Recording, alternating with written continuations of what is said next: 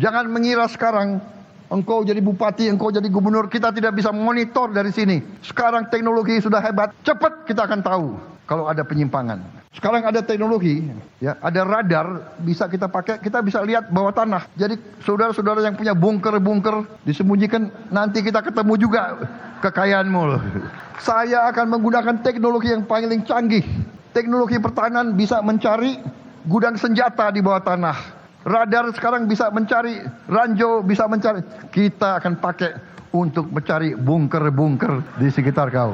Ini cuman nafsu gede, tenaga kurang. Kan dia bilang punya radar canggih, lacak banker koruptor. Kita nggak butuh radarnya, kita butuh adalah nangkep orangnya, kemudian sita asetnya, kemudian bawa itu kepada kas negara, seperti itu. Ya sekali lagi yang dilakukan oleh Pak Prabowo ini sekedar, menurut saya sih sekedar omong kosong.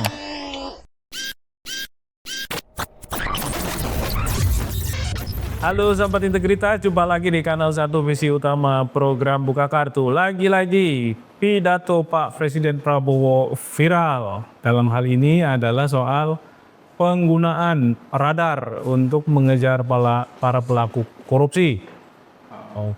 Katanya nih ya, di dalam pidato itu radar-radar yang kita punya itu sanggup melihat bunker-bunker yang mungkin isinya aset, duit, macam-macam gitu ya. Dan tentu kita juga masih ingat dulu sebelum soal radar ini, Pak Presiden juga menyebut soal akan mengejar pelaku korupsi sampai antariksa. Nah, jadi Antartika nah? Antartika apa antariksa? Antartika belum.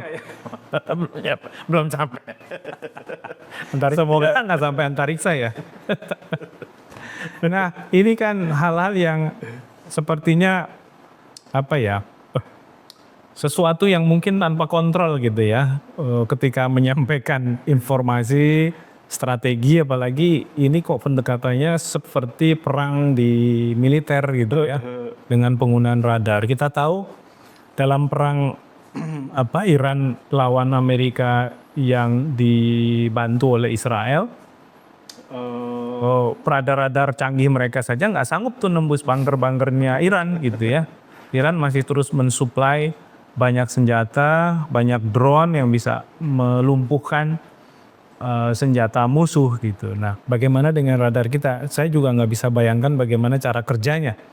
Tapi untuk membahas soal ini karena ini penting, melihat ini adalah strategi dalam anti korupsi gitu. Apakah memang kemudian ada negara lain yang sudah pernah melakukannya dan berhasil? Atau sebenarnya ini lagi-lagi balik ke pidato yang ya akhirnya jadi bulan-bulanan masyarakat Indonesia. Kita akan membahasnya dengan Bung Emerson Yunto dari 1 Visil Office. Bung Emerson, ya, sekarang radar. Ya. Ketika kita membaca berita mengenai pidato Pak Prabowo ini, kita kembali diingatkan dengan semangatnya yang menggebu-gebu dan seringkali juga kaitannya sama pemberantasan korupsi. Tapi kita juga tahu CPI Indonesia kemarin juga anjlok ya dari 37 ke 34. Dan kita nggak tahu tahun 2026 ini nanti apakah akan bertahan di 34 atau bahkan turun lagi. Dalam soal-soal yang lebih luas terkait dengan isu tata kelola, kita juga tahu berbagai hal bermunculan dan itu dikeluhkan oleh publik. Soal BGN dan program MBG-nya. Kemudian juga keluhan-keluhan dari pengusaha Cina kemarin soal adanya pungli ya, dan punglinya juga dihitung nggak masuk akal lagi gitu ya, sehingga sampai harus membuat terbuka kadin Cinanya, sesuatu yang mungkin ini tabu sebenarnya di mereka, karena orang Cina itu kan memang nggak biasa untuk frontal ya, mereka punya tradisi untuk menyelesaikan itu di belakang layar. Tapi sepertinya mereka sendiri sebagai negara juga sudah mulai kehilangan kehilangan kesabaran dengan peradaban yang seperti itu gitu. Nah, ini kok jadi kayak jomplang antara apa yang dipidatokan Presiden Prabowo dengan realitas yang terjadi di pemerintahan kita. Ya, ini harus dimaknai sebagai omon-omon ya. Omon-omon ya sekedar ngomong aja, ngomong-ngomong, Besok juga mungkin udah lupa lagi. ngomong-ngomong, atau juga orang bilang ini cuman nafsu gede, tenaga kurang gitu ya. Jadi Kan dia bilang punya radar canggih, lacak banker koruptor. Ya kenapa cuman ya buat apa juga radar kita nggak butuh radarnya, kita butuh adalah nangkep orangnya, kemudian sita asetnya, kemudian bawa itu kepada kas negara seperti itu. Ya sekali lagi yang dilakukan oleh Pak Prabowo ini sekedar menurut saya sih sekedar omong kosong pemberantasan korupsi. Kita mungkin masih ingat di luar yang tadi soal punya radar, kita juga ingat misalnya kasus dia dalam beberapa kesempatan bahkan waktu kampanye waktu itu mengejar koruptor ke Antartika ya, bukan ke Antariksa. Nah itu kan juga kayak orang akan menyibir gimana mau ngejar koruptor ke Antariksa. Kasus pencemaran nama baik Sylvester aja itu juga nggak ketemu-temu ya, belum juga dieksekusi. Nah ada banyak pernyataan-pernyataan menurut saya yang sebenarnya nggak masuk akal. Saya nggak sebut ya masuk akal ya sekadar Nggak masuk akal. memang nggak masuk akal gitu ya. Misalnya Pakai radar untuk memberantas korupsi itu gimana? betul, misalnya pakai radar, ketahuan bankernya. Belum lagi misalnya pernyataan yang menurut saya juga agak kontradiktif dengan upaya pemberantasan korupsi. Misalnya jangan sita aset semua koruptor karena kasihan Dengan keluarganya. keluarganya gitu. Ada juga yang misalnya mengampuni koruptor kalau dia ngembaliin kerugian keuangan negara. Padahal di Undang-Undang Korupsi jelas pengembalian kerugian keuangan negara tidak menghapus pidananya. Saya nggak tahu Prabowo jangan-jangan memang nggak paham soal Undang-Undang Korupsi. Di luar itu kan juga ada pernyataan-pernyataan saya yang sekedar kampanye ngomong-ngomong bahwa dia akan menyerahkan koruptor ke pulau terpencil. Itu kan juga nggak terrealisasi sampai saat ini gitu ya. Jadi dulu pernah juga ada wacana presiden-presiden sebelumnya di Nusa Kambangan kah atau di pulau terpencil kah, tapi sekali lagi itu kayak jadi retorika aja. Jadi sampai sekarang kita belum pernah nemu tuh koruptor di pulau terpencil. Saya nggak tahu tuh pulau terpencil tuh di Indonesia atau di Maldives gitu ya. Jangan-jangan di Maldives. Di Maldives enak makanya itu. Nah ya sekali lagi publik butuh bukti, bukan sekedar bukti yang hanya uang dipajang gitu ya, tapi bukti konkretnya. Karena kalau itu seperti aksi teatrikal Iya betul. teatrikal. Ya, walaupun kan jadi pertanyaan apa ya betul dendanya seperti itu? Apakah betul itu uangnya koruptor yang sudah disetorkan? Jangan-jangan itu uang pinjaman ya, minjem ke bank untuk dipamerkan saja. Tapi pertanyaan kita adalah realisasi duitnya di mana sih? Kan tuh ada yang bilang duit ini bisa bangun berapa sekolah gitu ya. Kita minta buktinya. Ya ada nggak bukti yang memang duit itu memang buat kepentingan publik, kepentingan masyarakat, atau ya sekedar gimmick aja bahwa seolah-olah presiden serius memberantas korupsi, padahal menurut saya enggak. Nah di luar itu kan, di luar radar kan ada juga statement dia bahwa dia sentil aparat penegak hukum ya, yang baju coklat, baju hijau gitu ya sebagai backing koruptor. Kenapa cuma disentil Pak? Pertanyaannya kenapa nggak diproses lebih lanjut? Kalau udah tahu, udah paham siapa JJ backingannya, ambil Pak, atau paling nggak copot. Yang tim reformasi kepolisian juga akhirnya kan juga nggak punya rekomendasi yang cukup jelas ya. Ya itu kan juga kalau dari beberapa pemberitaan informasi yang kita peroleh kan itu terbelah ya. Jadi memang hasilnya tidak seperti yang dibayangkan oleh publik. Jadi sekedar cari yang yang mudah-mudah aja gitu, yang aman, kemudian diserahkan kepada presiden. Nah ini yang kita lihat juga begitu. Jangan-jangan memang sebagian orang sudah cukup senang dengan pernyataan Pak Prabowo soal yang beginian. Nah, enggak. Kayaknya menarik kita menguji argumentasi Pak Prabowo nih sekarang ya soal radar tadi ya. Karena ini hal baru. Jangan-jangan kita yang nggak tahu nih. Kayaknya kita yang kurang update bahwa ternyata memang ada yang menggunakan strategi itu untuk memberantas korupsi, mengejar pelaku korupsi gitu. Nah, sekarang soal penggunaan radar ya. Itu berarti nanti asumsinya penegak hukum harus ada pengadaan radarnya dulu. Saya juga nggak tahu. Atau meminjam dari TNI, dari Kemenhan yang punya misalnya. Saya juga agak bingung ini radarnya kayak gimana sih kan karena juga banyak tuh Karena kalau bayangan saya kan radar itu nangkep frekuensi. betul nangkap frekuensi. Maksudnya apa dia bisa mendeteksi uang ya? Atau mungkin seperti lidar. Lidar tahu nggak? Yang dipakai oleh kru di Nat Geo ya untuk memoto struktur bumi. Nah, bisa jadi. Jadi dari situ akan kelihatan apakah ada peninggalan arkeologi yang bisa digali gitu. Tapi kan itu juga kan hanya gambaran-gambaran yang harus diverifikasi lagi. Jadi nggak langsung begitu dipakai dapat tuh barangnya gitu. Apalagi kayak misalnya yang kaitannya sama ini misalnya satelit lah. Betul ya, satelitnya Google kan punya Google itu dipakai secara publik ya kalau di kita itu di Google Map ya, Google Street yang bisa sampai ke jalan, tapi itu pun berarti di jalan dan depan rumah gitu. Nggak bisa sampai ke bunker. Ya, ini juga belum jelas kan. Dia sebenarnya punya radar bener atau radar tanda kutip atau radar koran. Tapi kan ditambahkan di situ kan sampai bisa ngejar ke bunker-bunkernya gitu. Maksudnya ya kalau dia ngomong ke anak-anak mungkin bisa kali ya. Tapi kalau kita yang Itu berarti cerita fiksi sebenarnya. cerita fiksi kayaknya ya, seperti bacaan 30 tahun tahun 2030 Indonesia bubar gitu ya. Jadi kalau ini buktiin gitu loh. Biar juga publik percaya dan kemudian koruptor juga takut. Jadi kalau sepanjang sebenarnya sekedar punya radar, ya radar apa dulu ini? Masih tapi masuk akal nggak sih pakai radar untuk Nggak masuk akal. untuk apa sebenarnya? Iya makanya nggak masuk akal. Jadi orang juga mau ngapain juga nyimpen sekarang duit di bunker gitu ya. Zaman sekarang gitu loh Pak.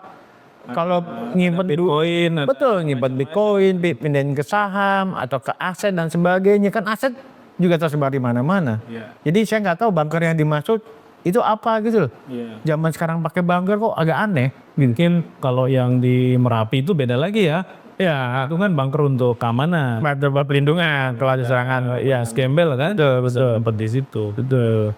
Oke, itu logika yang akhirnya kita juga bingung ya untuk menalar bagaimana nyambungnya dengan upaya pemberantasan korupsi. Nah yang kedua tadi, apakah sebenarnya dari yang disampaikan oleh Pak Prabowo, Pak Prabowo itu dapat informasi dari siapapun itu bahwa pelaku korupsi di Indonesia itu nyimpen uangnya di bunker.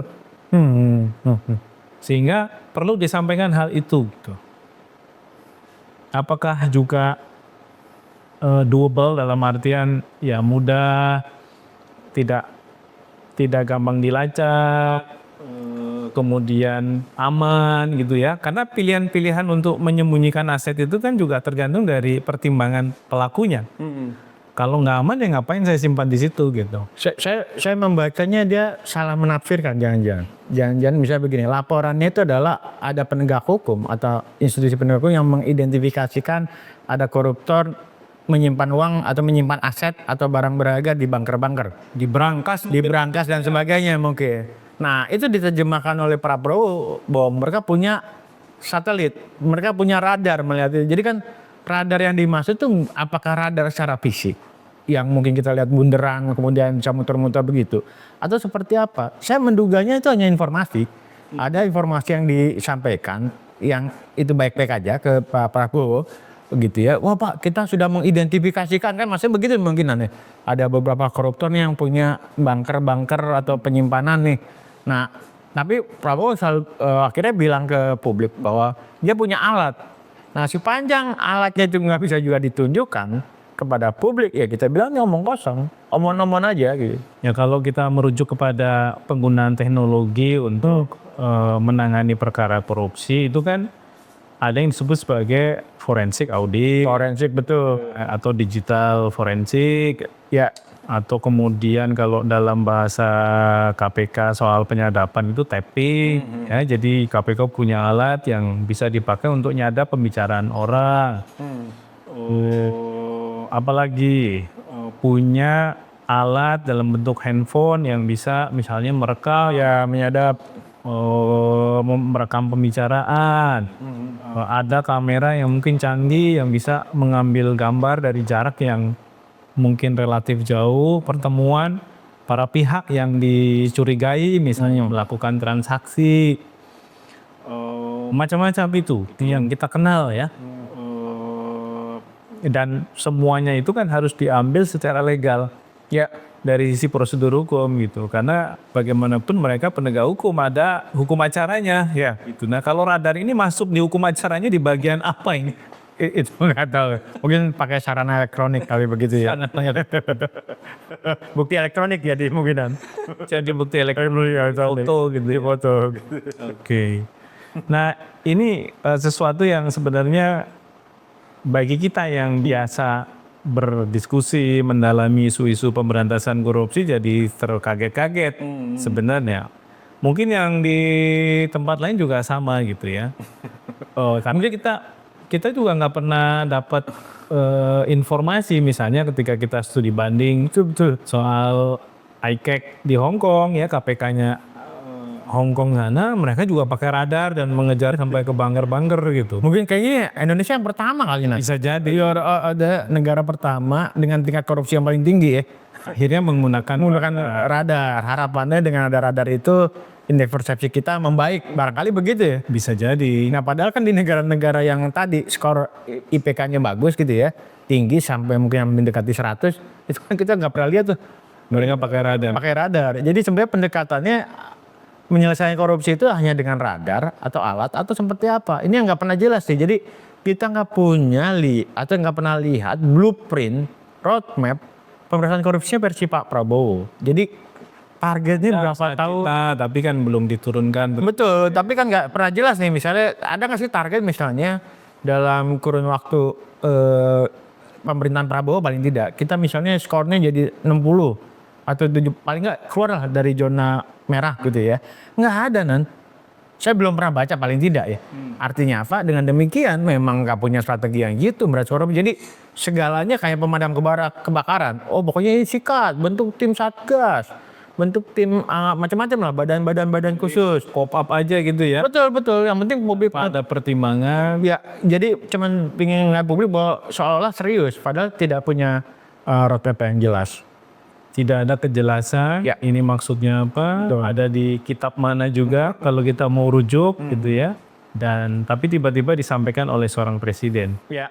Tentu ini menjadi sesuatu yang memprihatinkan ya, karena bagaimanapun kita berharap seorang kepala negara, kepala pemerintahan, terutama dalam hal pemberantasan korupsi di mana kita sangat bermasalah dengan situasi korupsi di Indonesia itu akhirnya punya strategi yang jelas bagaimana pemberantasan korupsi itu dilakukan dan kapan target misalnya CPI itu turun Ya.